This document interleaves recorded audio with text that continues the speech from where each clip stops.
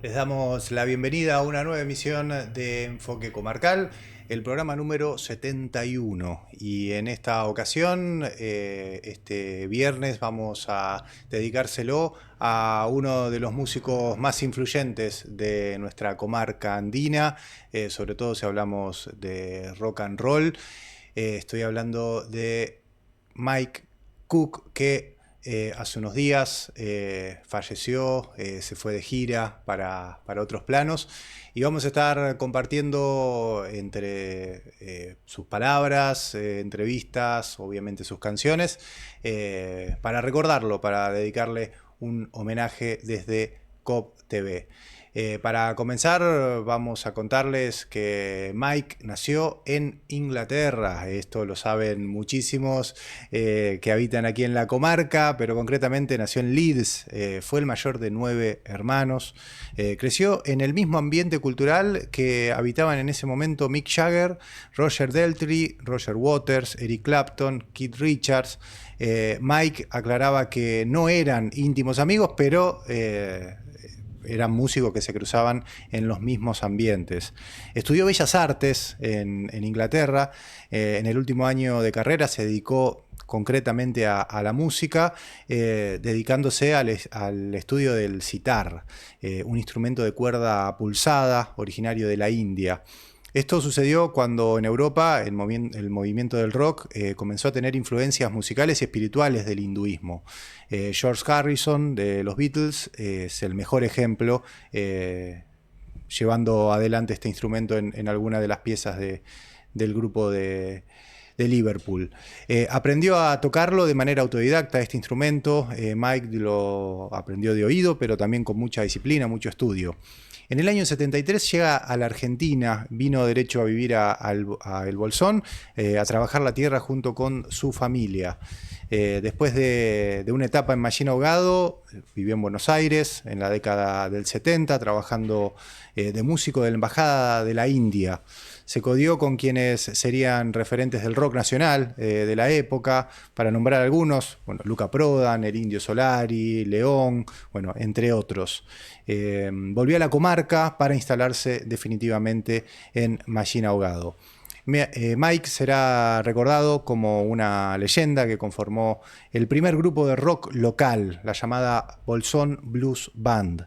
Luego de una vuelta de volver por Buenos Aires, lideró el grupo La Roca, que estuvo vigente durante más de 25 años. En los últimos tiempos lideró la banda la de Mike Cook Band, con quienes grabó 2 discos. Hace unos días Mike nos fue de gira, como decíamos, a otros planos, dejándonos recuerdos, palabras, anécdotas y sin dudas toda su música.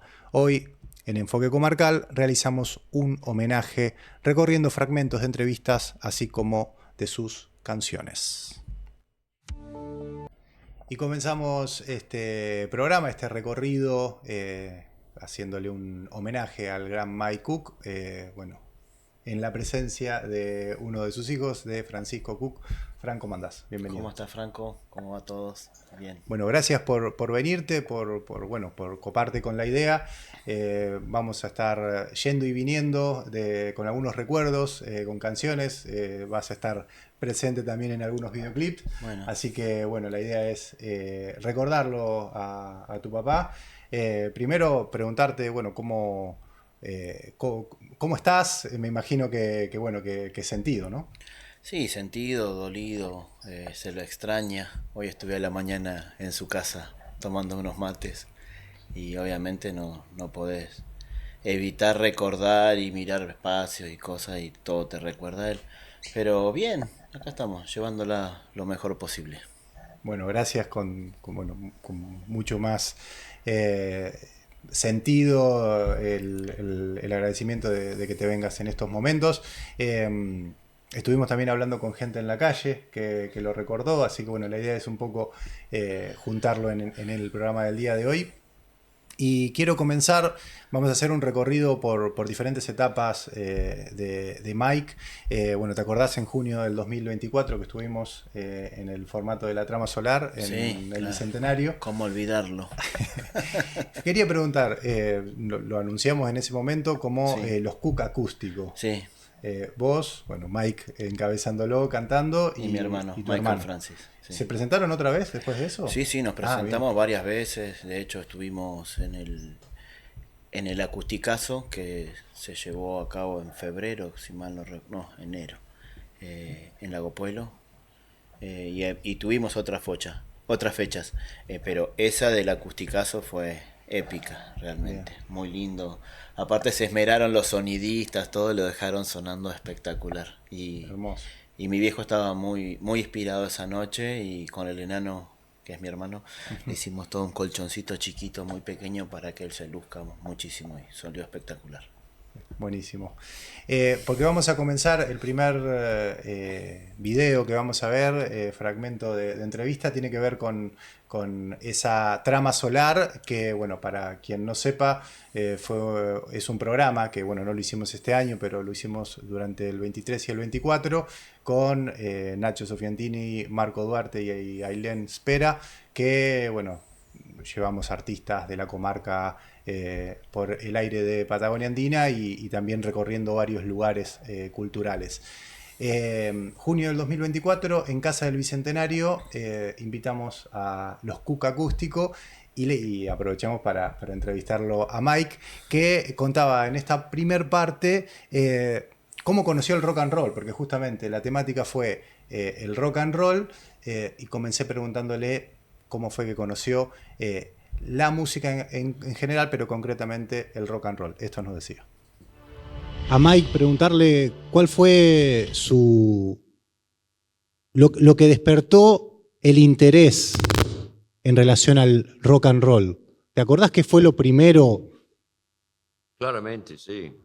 Me acuerdo de chico de escuchar Howlin' Wolf.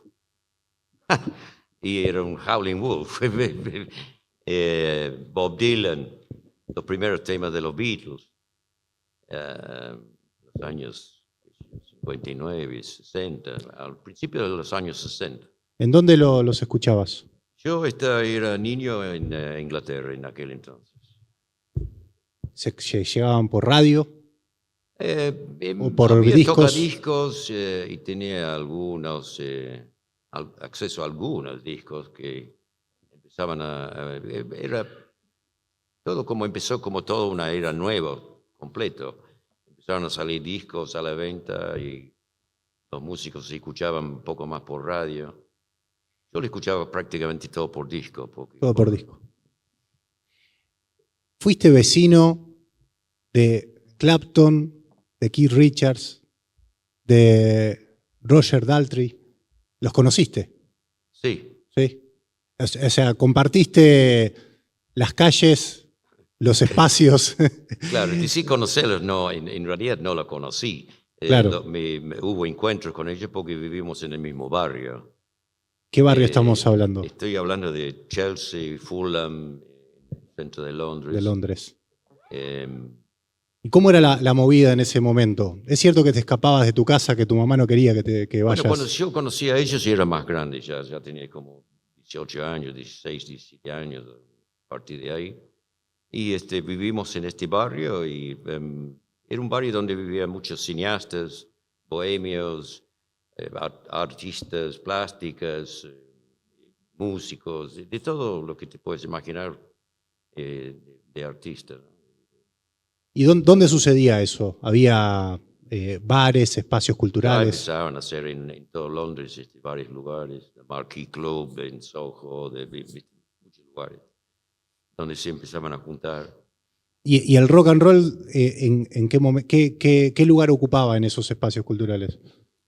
¿Qué bandas empezaban a tocar? Mucho, porque a través de la música se empezaba a escuchar más todo.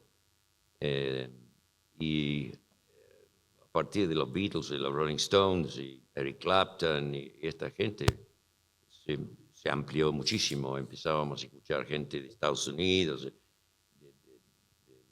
de de otros países. Era muy amplio. Eso es lo que tenía. ¿Sabías que ibas a hacer rock and roll en ese momento? ¿Yo? Sí. Tenía una vaga idea porque me fascinaba. Y lo seguí a pesar de los trabajos que hacía o los compromisos, otros compromisos, siempre estaba presente. Pero, a ver, un músico de tu talla que ha conocido esos ambientes no me tocó nunca, es la primera vez, pero casi siempre cuando entrevisto a un músico de rock empiezan a tocar guitarra o piano, pero vos entrás en la música con el sitar. Es un instrumento que para el rock and roll está un poco lejos, ¿no? Bueno, hay influencia, la primera influencia obviamente fue a través de George Harrison y Brian Jones. Claro. Que los dos empezaban a meter un poco de sitar en los temas que hacían. Y fue la primera vez, a partir de ahí, de escuchar el instrumento, me empecé a interesar mucho y conseguí un instrumento y empecé a escuchar mucha música hindú, a ver artistas de la India. Y ahí me metí a full a aprender este instrumento. Pero nada de guitarra, nada de otro instrumento. Sí, también tocaba eso y bien. Me gustaba mucho el folk americano. Claro. En aquel entonces Bob Dylan, Simon Garfunkel, Donovan. ¿Y cómo se aprende a tocar el sitar en esa época en Londres? ¿Cómo aprendiste? Es un instrumento de cuerda que tenés un esquema de ejercicios y tenés que aplicarlo y estudiarlo. Estudiarlo, la música hindú es muy difícil para estudiar porque es a través de muchas leyendas y historias religiosas y cosas así, los temas, ¿no?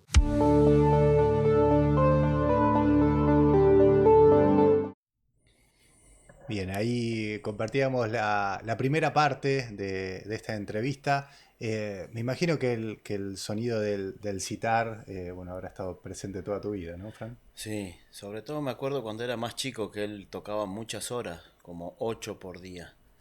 8 horas por día. Sí, muchas horas, muchas horas. Se sentaba ahí en una esquina y no le importaban chicos corriendo, lo que haya, y él estaba... no, llegó a tocar muy bien. Realmente. O sea, era cierto eso de mucho estudio. Sí, sí, es que es un instrumento complicado, lleva muchas horas y más como él aprendió solo, autodidacta fue, con un auricular y el sitar y vamos. Y de esta primera etapa de conocimiento de la música, ¿te quedan algunos relatos, recuerdos de que haya compartido eso? Sí, hay una anécdota muy divertida que nos contó varias veces cuando era él muy joven en Inglaterra, porque él habla de sus inicios en la música acá en el sitar, pero en realidad él empezó como todos, también tocando la guitarra. Y me dice que una vez vio en un aviso en el diario que necesitaban un guitarrista. Me dice, yo me preparé, dije, bueno, es la mía. Pero tenía una guitarra hecha por él.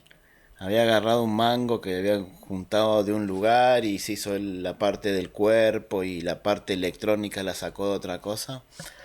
Bueno, llegó al lugar donde estaban probando los guitarristas para esta banda. Obviamente hizo. La guitarra sonaba horrible, me dijo no la pudo afinar. Y le terminaron diciendo, bueno, gracias amigo, te llamamos cualquier cosa. Y donde él se había ido a probar no era ni más ni menos que la banda Dire Straits. No me digas. Me dice, en Dire Straits, me dice, yo fui con una guitarra toda que sonaba horrible, toda la banda de Mark Knopfler, que es uno de los mejores guitarristas de rock de la historia. Y el tipo había ido a probarse. Y si quedaba, mirá si la pegaba en Dire Straits. Sí, no creo. Con ese instrumento era difícil. Bueno, capaz que no tocaba tan mal como lo mal que sonaba. Que por eso digo, si llevaba una buena viola, capaz que... Y capaz, quién sabe. Estabas en otro momento, en otro lugar. Quién sabe. Fran, vamos a compartir un fragmento, en realidad un tema de el recital que hicieron con la The Mike Cook Band, sí. el 22 de septiembre del 23. Fue transmitido por COP TV. Ah, sí, y espectacular. Salió muy, muy lindo. Salió ¿no? muy lindo. Lo pueden ver completo. Vamos a pasar este tema solamente de este recital en el programa de hoy. Y vamos a pasar Morning Light. Morning Light. Morning Sí. Light, que es el que él toca con el sitar. Exacto. Lo compartimos. Muchas gracias. Vamos.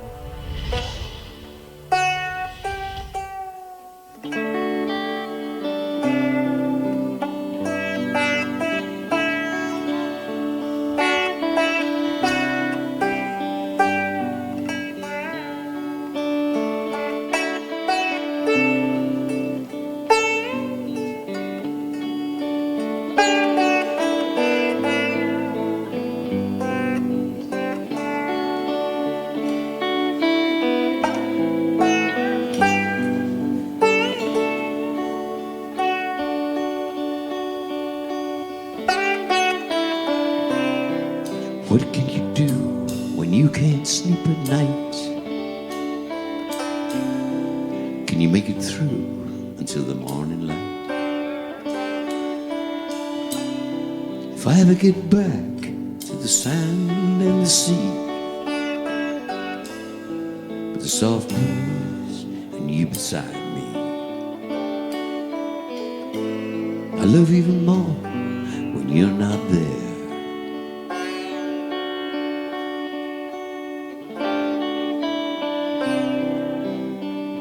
Inside your eyes, there's a light. Shines like the stars so bright. I look up to the skies above, and there I find some peace of mind.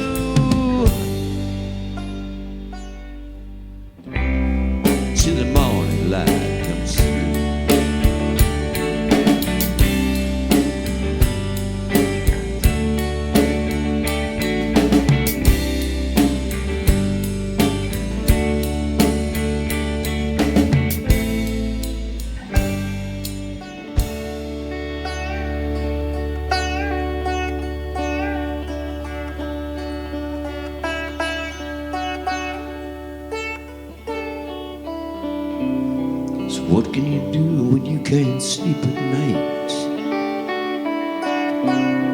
Can you make it through until the morning light? If I ever get back to the sand and the sea, with a soft breeze, you beside me, I love you more when you're not there. Time to flex, time to project, time to get to know where you wanna go. I wish you all the best, may you all be blessed, for every seed that you sow. Well, what can you do until the morning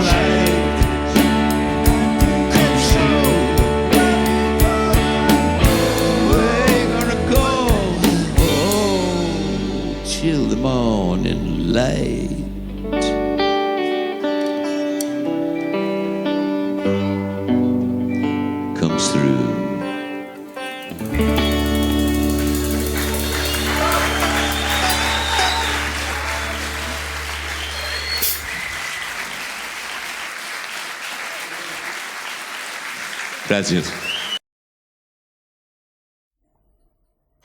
Bien, ¿cómo sonaba esa Lindo, che. canción? Linda Hermoso. canción, muy linda canción. ¿Dónde está ese citar? ¿Saben qué van a hacer? Y como todas las cosas, lo que estuvimos charlando con mis hermanos, a mí me parecía que estaba bueno que mantener todo en su casa, más o menos como estaba el día que se fue. Así que más allá de que por ahí alguno se quiera llevar o alguna cosa, una foto o lo que sea, tratar de mantener y preservar todas sus cosas en su casa como estaban y que pueda cualquiera de los hermanos ir y quedarse ahí o pasar un rato, dormir la siesta, quedarse ahí y estar ahí con él. Me decías que por ahí tu hermano lo sabe, lo hace sonar. Sí, sí, el enano, le decimos a Michael Francis, el enano, sí, él es el que más le mete al citar. Y como te contaba fuera del aire, mi viejo ya medio que le molestaba porque lo veía que tenía cierta pasta, tocaba bien, cierta facilidad, pero le decía, todo muy bien, tocar puede tocar cualquiera, pero no cualquiera lo puede afinar. Claro, Y era verdad. complejo el Es instrumento. complejo. Para también mencionar, nombrabas que Mike tocó en el Colón. En el Teatro San Martín, en Buenos Aires, sí, sí. Hizo una carrera importante como músico de la India. De la embajada, ¿no? Sí, sí, fue contratado por la embajada y estuvo de gira representando a la embajada de la India por toda Argentina durante muchos años en Buenos Aires, sobre todo los 80. Es muy loco que tengo acá anotado publicidad de shampoo. Que la llegada de ustedes, o de él, mejor dicho, Sí, de él. digo, de la familia, de los Cook, vienen por una publi de shampoo y lo cuenta él en la segunda parte de la nota. Bueno, vamos a escucharlo. Compartimos, dale. Mi familia era numerosa, soy el mayor de 9 hermanos. Y mi familia, mi padre era cineasta. Y en aquellos años era el boom de los hippies, de la psicodelia. Y mi familia tomó como automáticamente una decisión de irse de la gran ciudad, volver un poco a las raíces, como le dicen. Y ese fue lo que nos motivó a venir. Finalmente llegamos a Argentina, probé otros lugares antes, pero terminamos acá en Argentina. ¿Es cierto que gracias a una publicidad de un shampoo terminaron acá? Sí. ¿Por acá, por esta zona? Bueno, ese fue después. Ah, bien. Lo primero es que ya mientras estábamos buscando un lugar para emigrarnos, un país para emigrarnos, encontré la embajada de la Argentina en Londres y me metí cuando empecé a ver la expansión y la grandeza que es Argentina. ¿Qué había imágenes? ¿Qué había en esa embajada? Sí, había imágenes, mapas, fotos. Y convencí a mi familia de visitarlo. Después vino mi padre y yo a visitarlo, a ver qué podíamos hacer, si era factible. Y en interim, la compañía de cineasta quería aprovechar que nosotros estábamos acá y venir a hacer una filmación. Tu papá trabajaba como claro, productor. De hecho, Bolsón lo conocimos a través de un comercial para shampoo. Para shampoo. Yo me pregunto, o sea, para repasar, tu papá trabajaba como productor audiovisual, por así decirlo, Sí, de cine. Sí. Y lo contratan para hacer una serie de cortos. ¿Por qué la Patagonia para promocionar un shampoo? Porque querían un fondo de montaña un poco nevado arriba, como lémico, un jardín hermoso, con duraznos y una rubia tarada con el durazno. Con el durazno sangrando claro. de flaco. Y bueno, la montaña estaba, es nuestro querido Piltry. Ajá. El jardín estaba, los duraznos no estaban, así que tuvo que rajar a Santa Fe a buscar duraznos, mandarlos para acá y lo ataban a un árbol. Fui muy un poco Está crazy. esa publicidad, está ese Sí, video, fue ¿lo tenés? un éxito. ¿Fue un éxito? Sí, fue un Bien. éxito. Fue como... Le costó una fortuna, pero... Vaya, que había que hacer esa producción para un Sí. shampoo, qué bien. Y ahí dijeron, che, esto está bueno, este lugar, para vivir. Ahí fue como Bueno, en un... ese interim hubo un señor que era de la Patagonia, un viejo inglés, que había estado en la Patagonia muchos años, que nos hizo de traductor, porque ninguno de nosotros hablaba castellano. Eso iba a preguntarte. Y ¿Cómo se manejaron? Y este señor conocía mucho al Bolsón y los alrededores y nos llevaron a ver una chacra en el Mallín Ahogado y el dueño no podía manejarla más porque estaba viejo y un poco ciego ya. Así que lo compramos. Sin hablar castellano, ¿cuántos eran? Y 9 hermanos, más mis padres y un amigo. ¿Habían vivido la ruralidad en algún momento? Porque de Londres, no sé si había mucha chacra que digamos. En el Mallín Ahogado, después de Londres, no. No, Para mí era una aventura total. claro. Así Y estamos que no, hablando del Machine de ¿qué año? del año 73. Desde el 73. ¿Nos haces un paneo más o menos de cómo era ese Machine? Bueno, era un poco extraño, ¿no? Todo metido en un rancho de 6x5 piso de tierra. Al principio, ¿no? Obviamente nos pusimos a trabajar para hacer mejoras, pero al principio era así. Vivimos más o menos en carpa. Claro. Al principio. ¿Y trabajaron la tierra? Y después empezamos. empezaron ¿no? a- Habíamos traído un fondo para empezar, Claro. dinero, pero duró más o menos un año y en ese interín mejoramos la vivienda y empezamos a conocer, empezamos a hablar el idioma Claro. y a conectarnos con la gente de la zona y ahí empezamos, integramos. La música, ¿qué lugar ocupaba en esa casa de Machine? Y bueno, yo era el músico de la casa, más o menos, así que si querían escuchar algo, pues no había radio, no había luz, no había nada. Era todo alrededor del fogón y nadie más. ¿O salías bueno o no? A veces sí.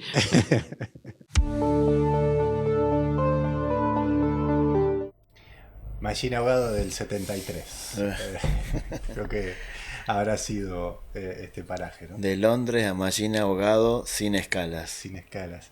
¿Sabés que haciendo dedo, una vez me levantó un hombre, empezamos a hablar de Machine, bueno, yo vivo en Machine, entonces estábamos hablando de esa otra época y se ve que fue vecino de tu viejo y me decía que era toda una postal verlo con un traje bien pituco, pero arriba de un tractor, No. laburando la tierra.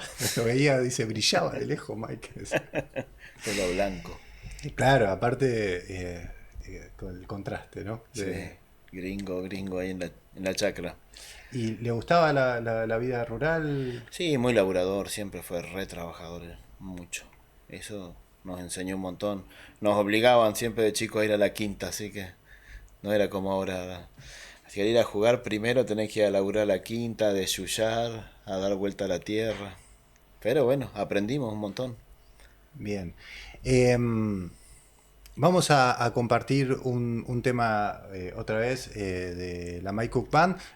Contamos quiénes integran esta banda, bueno, además de vos en Sí. guitarra. Hernán Gramajo estaba en guitarra, Matías Pérez, no sé si lo conocen, tocaba en el bajo, Roberto Talman en la batería y en este tema en particular el solo lo hizo mi hermano Michael Francis. Y hay un hermoso video, un videoclip, bueno, una gran producción, ¿no? Sí, Sí, hermoso. Sí. Muy Compartimos entonces. ¿Dónde fue filmado este? Este lo filmamos ahí en el paraje, en la chacra de Roberto Talman, Talman. justamente, con su tractor, en su chacra, con sus papas. Ahí va. Y potatoes sería papas. Papas. Y este tema siempre mi viejo lo dijo que fue inspirado en el padre de Roberto Talman, Emilio Talman, que es un viejo poblador acá de Bolsón que se dedicó toda su vida a cultivar verdura. Está en inglés, obviamente, como todo lo que cantaba Mike, pero está subtitulado, así que hay toda una historia, me parece ahí.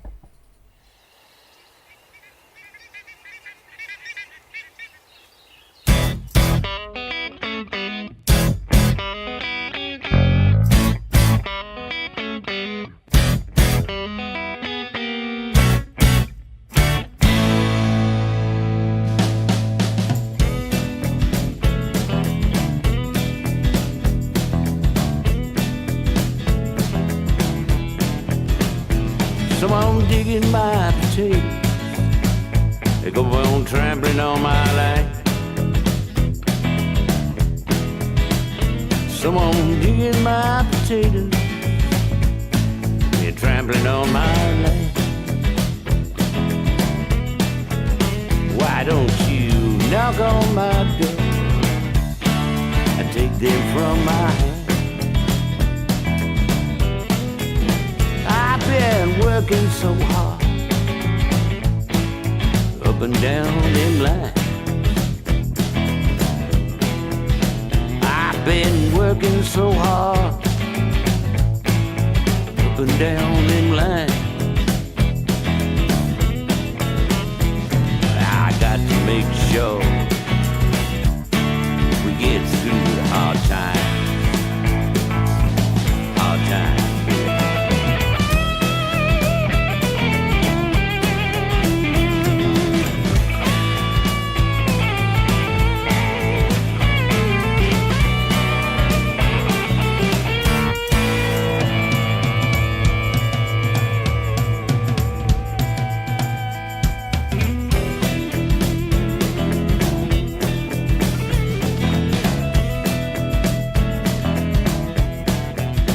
So don't go digging my potatoes. Don't come trampling on my land. Don't you go digging my potatoes. Don't you come trampling on my land. Yeah, just knock on my door.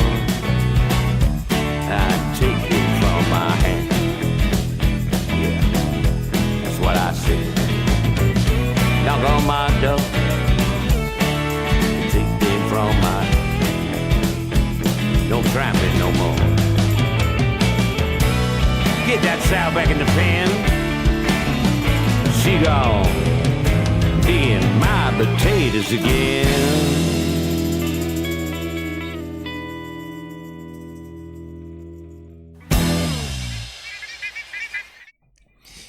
Bien, ahí sonaba Potatoes. El videoclip tuvo guión y dirección de Luis Urquiza y de asistencia en dirección Meme Domínguez. Así es, capo. Así que estuvo Trabajamos con contento Mike arriba del tractor. Sí, estuvo ahí, volvió a los 20 años. No lo podíamos bajar de arriba del tractor. Estaba re contento. Se lo notaba ahí disfrutando el actuar también, porque tuvo un acting ahí. Sí, la verdad que eso también él nos había dicho en un momento, era algo que no había hecho y bueno, le gustó mucho y seguimos haciendo algunos videos más después con él, con Luis Urquiza y con Meme Domínguez. Estaba muy contento él actuando. Era muy querido tu viejo. Cuesta hablar en pasado, me parece, ¿no? Estas primeras semanas después de una ausencia. Sí, cuesta. Por toda la población, ¿no? Sí, yo creo que haciendo Conocido. el gran balance, digamos, en general sí, lo quería más gente de lo que uno se imagina. Hay una sección de este programa que se llama Habla la calle y nos encontramos con dos personas que seguramente los tenés. Y esto hablaban de tu viejo. Mira, lo conocí en el bar Dos Ruedas. Yo recién llegado y estaba con un amigo Víctor y ya lo conocíamos, lo habíamos visto que era el ídolo de rock local. Y estábamos ahí en el Dos Ruedas, que era un lugar así de tragos. Y él nos mirábamos de una mesa a la otra hasta que él se acercó y dice, ¿quiénes somos? ¿No? Así conocí a Mike Cook. Y después lo fui encontrando en distintos lugares y disfrutándolo. Era un artista encima muy moderno. La última vez que lo vi fue con Peggy Etura y un rapero acá atrás, en la Feria Franca. Y ahí vi la magnitud de él como artista, ¿no? Incorporándose con el rap, viste, con lo que iba naciendo la improvisación. Un grosso, un talento local que espero que esté en algún paraíso perdido. Paraíso del rock and roll. ¿Vos lo conociste? Juan Vargas. Sí, lo conocí en el 75, 1975, la primera vez que vine a Bolsón. Tenía una banda con toda la familia y lo conocí en un bolichito que había en esa época acá, que imagínate que Bolsón tenía 1.200 habitantes. Y bueno, lo conocí en esa época, después en el 77, cuando me quedé, lo conocí un poco más y bueno, a partir de ahí siempre una buena vibra, siempre. Mikey Cook, el ídolo de la juventud, le decía yo. Y a nivel, propuesta musical, ¿qué recuerdan? Porque tuvo sus bandas, algún momento, algún tema. A mí lo que más me gustó fue La Roca. Sí, sin duda. Indudablemente. Después, ¿Por qué La Roca? Porque primero que era, viste, alguien que cantaba en inglés, posta, viste, cantaba bien en inglés y era un Rolling Stone, no extrañaba nada Mick Jagger cuando cantaba sus temas. Después hizo otras cosas, entró más en el blues, ¿no? Pero La Roca fue para mí lo mejor que hizo Mike. Y después esa experiencia psicodélica era escucharlo en el sitar cada tanto. ¿No? Sí, bueno, a mí me tocó escucharlo con el sitar muchas veces, una música casi incomprensible para mí. O sea que no penetraba en mi corazón así. Sin embargo, escuchándolo a él era una cosa muy especial.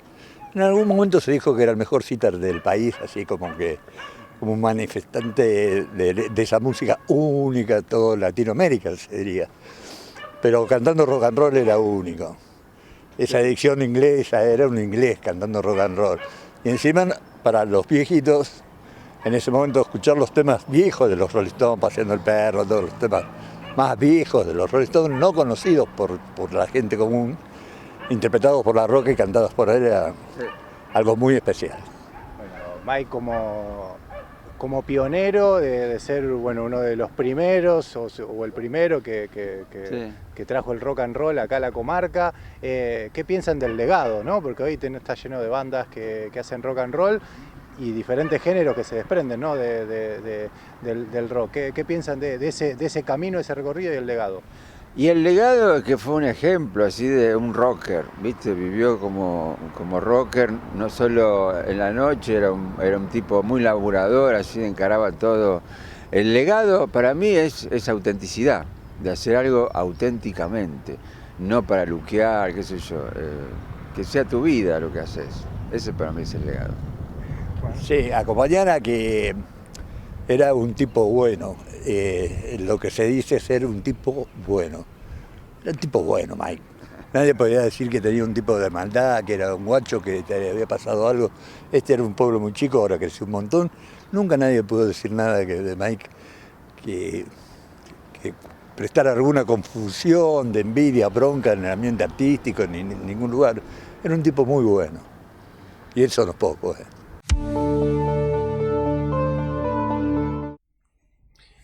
Bien, bueno, ¿los conoces? Sí, claro. A Ledo y a Juan Vargas sobre todo, Cuervo. ¿Coincidís con esto Sí, del cariño, ¿no? Sí, sobre todo coincido con lo que decía Juan Vargas a lo último. Era un tipo bueno que se sacaba lo que tenía literalmente y se lo daba a la gente. Yo le decía, pero ¿para qué le estás dando si no tenés? No te preocupes, tomá. Y le daba lo que tenía en el bolsillo, plata, lo que necesite. Siempre fue así. Qué lindo que generalmente tratamos de buscar más voces. Esta vez, la semana fue movida, y parece que nos encontramos con los dos, con dos personas que de alguna manera simbolizan lo que sienten mucho, porque lo escuché mucho esto del cariño a Mike. Para seguir un poco con su línea histórica y el programa en sí, el homenaje, después de esa primera llegada sin escalas de Inglaterra a Machine Ahogado, bueno, lo decíamos un poco en el medio, vive en Buenos Aires como citarista, ¿se dice? Sí, músico. Músico del cine. Como músico de la embajada de Hindú. Sí, entre otras cosas. Sí, también hizo música rock en Buenos Aires. O sea, Bien. tocando el sitar, pero compartiendo con personalidades como Luca Prodan. A eso iba, porque en esta tercera parte y última de esa entrevista que le pude hacer en junio del 24, Mike nos cuenta cómo fue vivir en los 70 en Buenos Aires y codearse entre otros muchachos como Luca, el Indio. Bueno, creo que lo nombra León también. Sí, Miguel Abuelo, Charlie, un montón. Sí, Bueno, sí. compartimos. Esto no es nada nuevo, uno puede googlear a Mike y enseguida parece que conoció a Luca Prodan y a otros grandes también, a los Cantilo, que estuviste en los principios de los 80 en Buenos Aires. Y uno dice, ¿cómo puede ser? Si de Machine Ahogado, o sea, pasó antes, yo dije, el recorrido habrá sido Londres, Buenos Aires, Machine. No, fue Londres, Machine, Buenos Aires. Y sí. ¿Por qué? Bueno, yo era joven y conseguí una novia que era de Buenos Aires. Ahí va, claro. Eso explica todo. Era así de simple. Entonces fue a Buenos Aires, primero de visita y después a partir de otros eventos me quedé unos años, un par de años en Buenos Aires, donde empecé a meterme con la música de la ciudad. ¿Ibas con el sitar? Fui con el sitar porque era muy extraño, no había. Habían sabido algo porque había hecho un show Ravi Shankar una vez, hace muchos años atrás, por estos años, 73, 74. Pero es el único que la Argentina sabía de esa clase de música. Claro. Entonces empecé a trabajar con la embajada de India acá y ahí fui divulgado un poco más. Y me mezclé con todos los otros músicos también. Ahí conocí a Luca, a Miguel Cantilo, a varios, a Diego. Éramos todos, viste, también. Como me pasaba en Londres, en el mismo barrio de los chicos, me pasaba en Buenos Aires.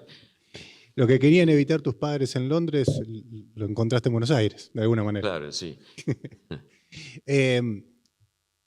Me intriga esas mesas con otro europeo, donde, por lo que contás en otras entrevistas, pegaste onda enseguida con Luca, ¿no?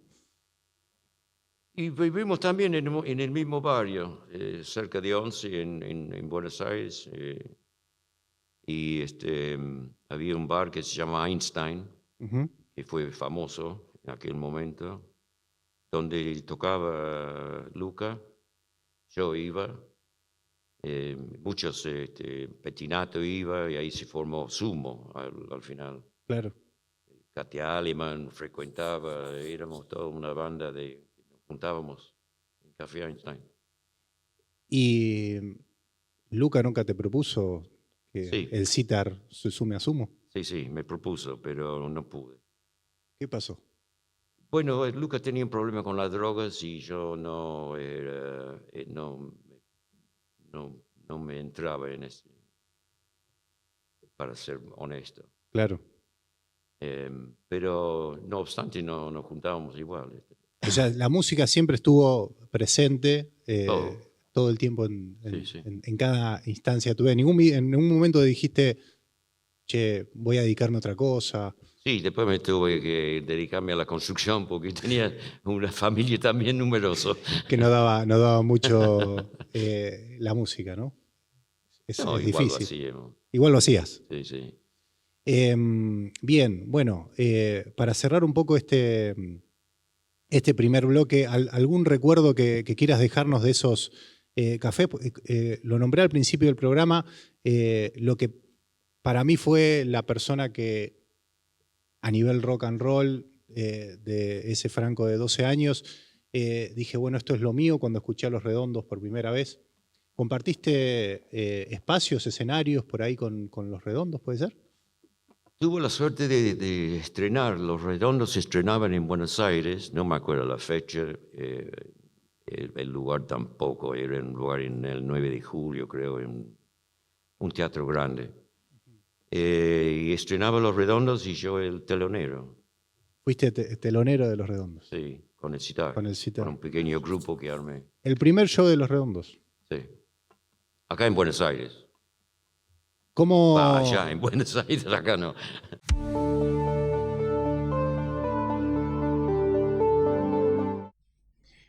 Bueno, qué carrera, ¿no?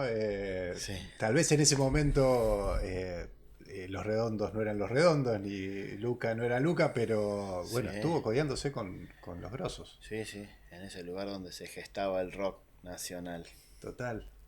Y hablaba cada tanto con anécdotas de estos muchachos. Sí, yo más que nada me acuerdo una anécdota que más que con mi papá se la pregunté mucho a mi mamá, que lo acompañaba siempre a esos lugares, y le digo, porque en los 70, viste, principios de los 80 había una movida medio punk en Buenos Aires.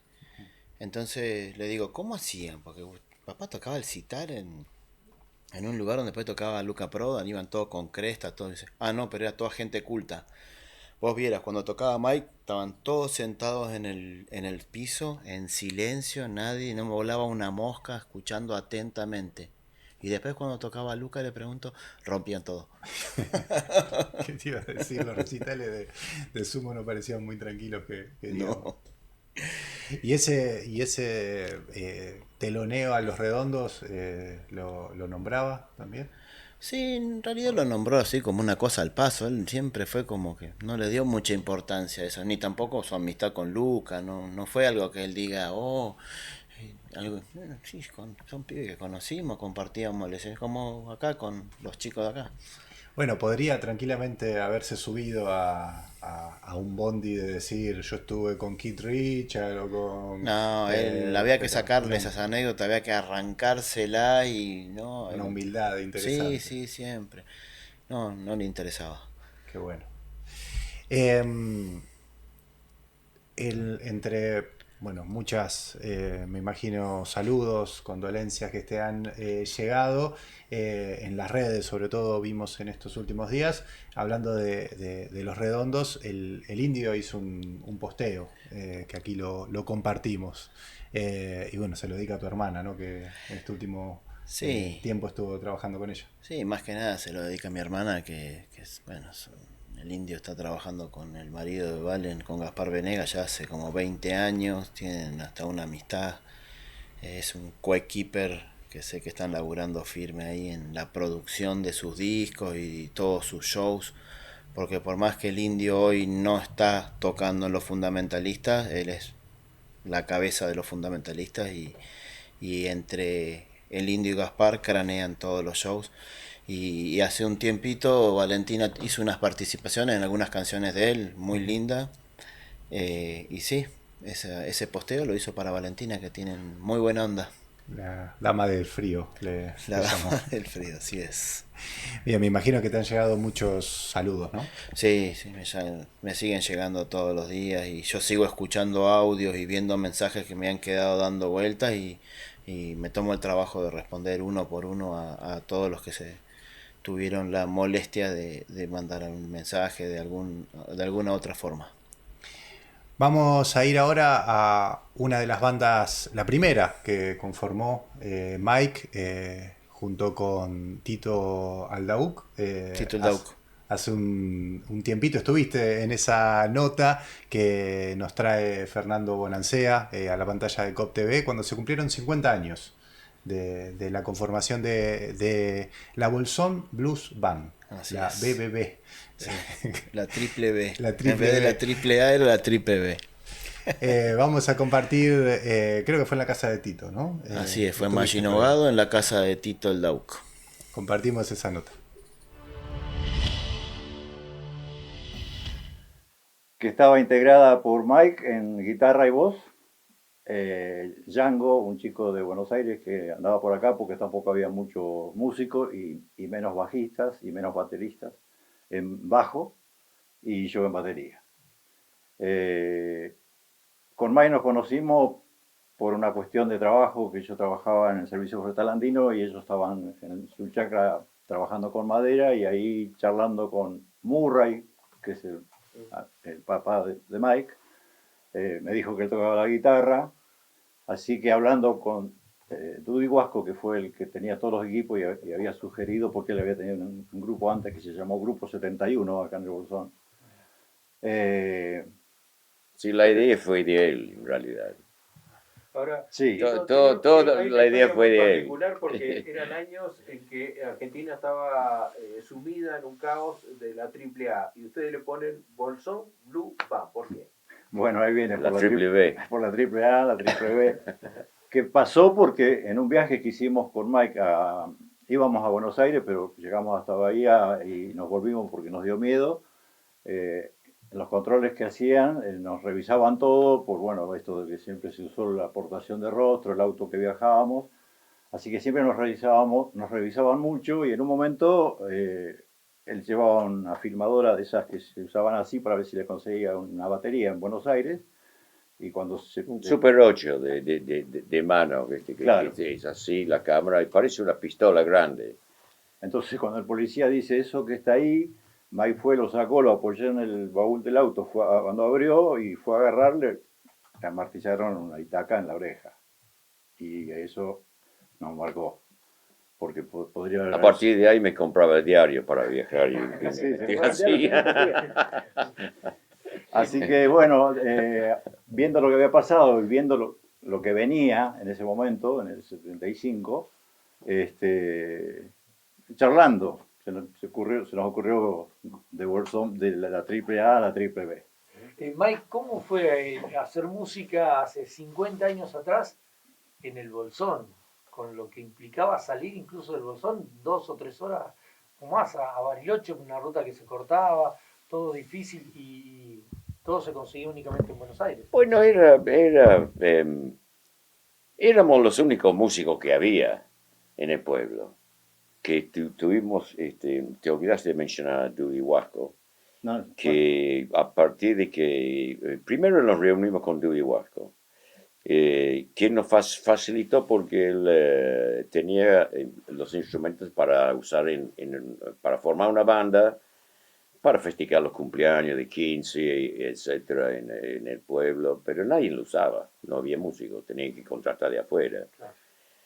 Entonces, bueno, como te dije, Tito fue el ideólogo de todo.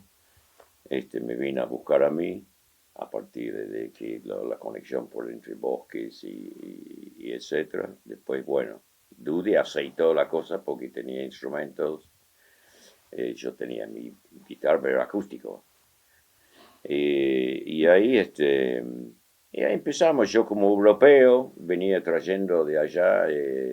Yo ya tocaba la guitarra y cantaba.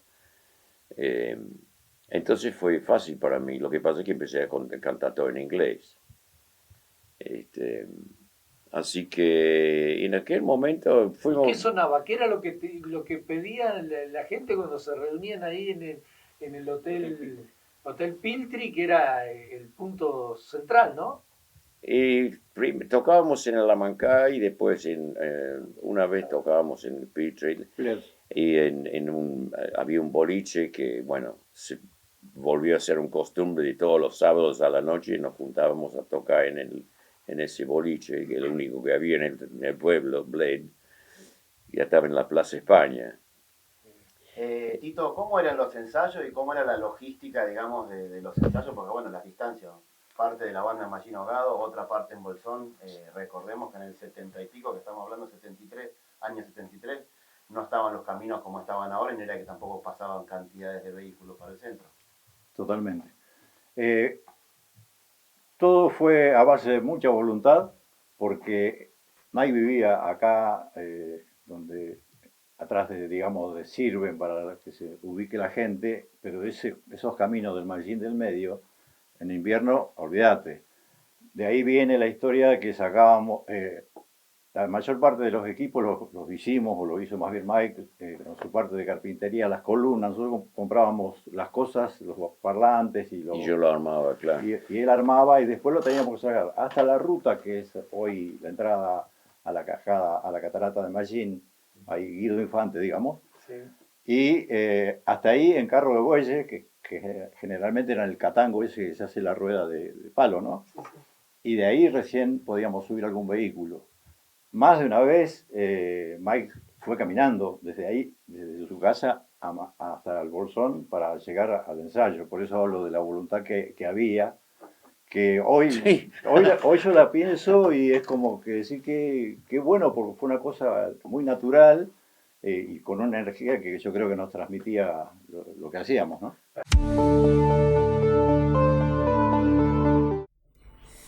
Bien, cuánta historia. Sí, lindo. Muy buena onda el Tito del Dauc. Mandamos un saludo. Qué loco esto que contaban, bueno, de usar carro de bueyes para ir a montar un equipo para un recital y que armaban ellos, Sí. o Mike concretamente, los baffles, los parlantes. Sí, así es. Se daba maña con muchas cosas, mi papá. La verdad, tipo muy laburante. Y mucho conocimiento de muchas cosas, la verdad. Sí, los armaba en los equipos, los arreglaba, armaba instrumentos, arreglaba instrumentos. Bueno, la guitarra de las Dire Straits salió mal, pero bueno. Eran sus comienzos, pero bueno, después fue puliéndose un poco. Bueno, para armar un parlante, o sea, para un instrumento, o sea, tiene que tener un conocimiento. Sí, claro, sí, sí.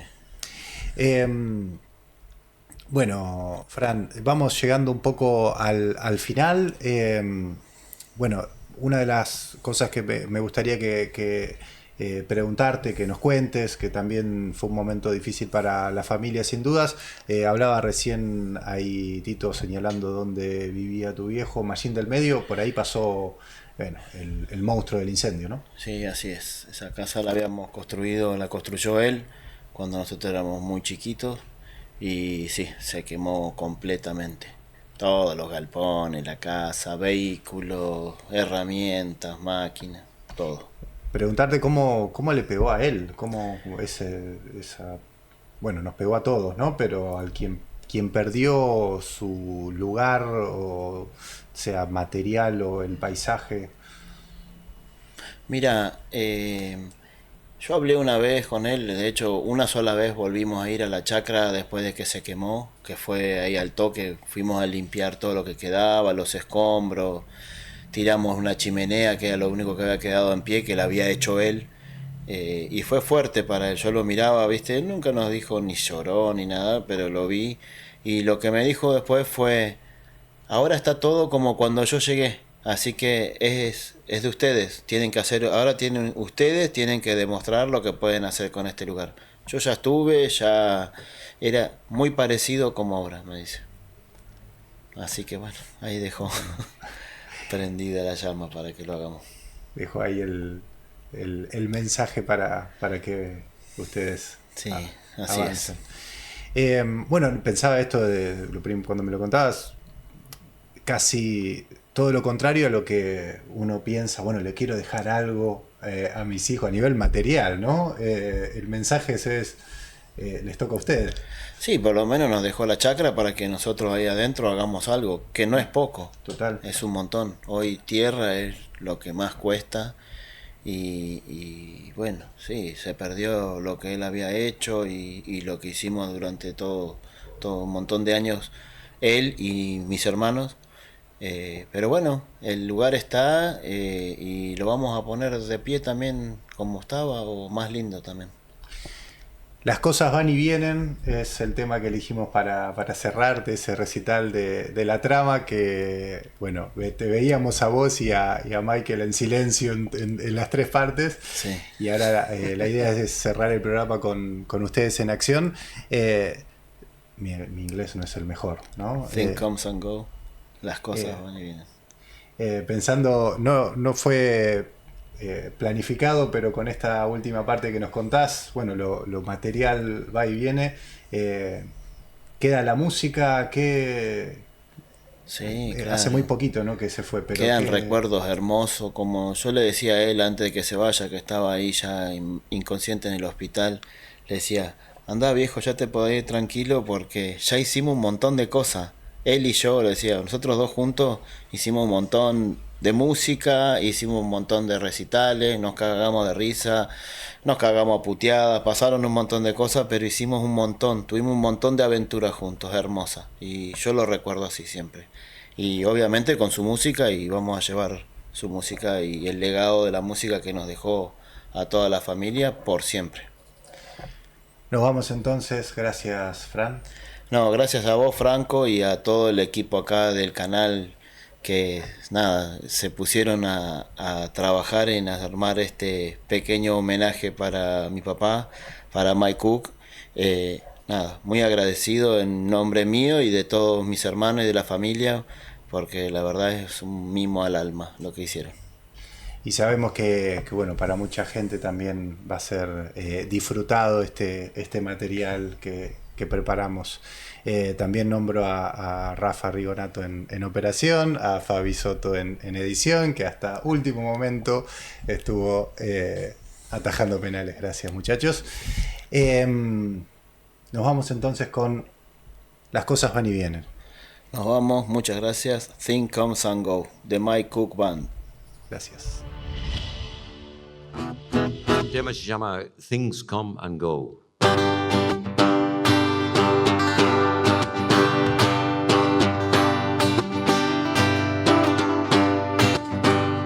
It's my home, all comfort and kind.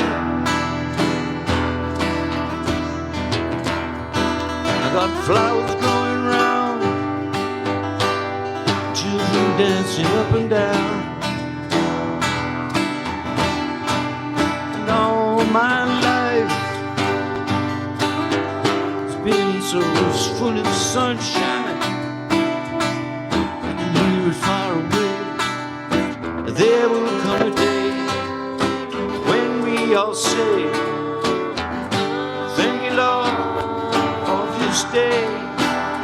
Thank you, Lord,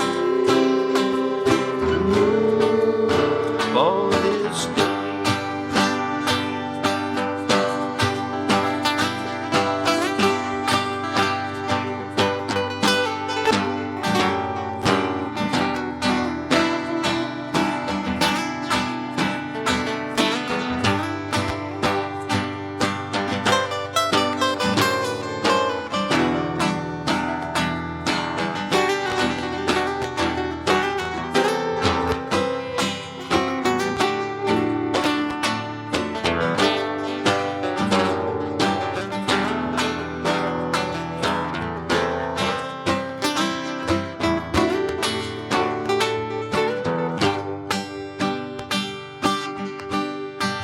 Things come and go. It's a new day born. What we need is something new, something different to say. Hey, hey, hey, hey, don't let it slip away.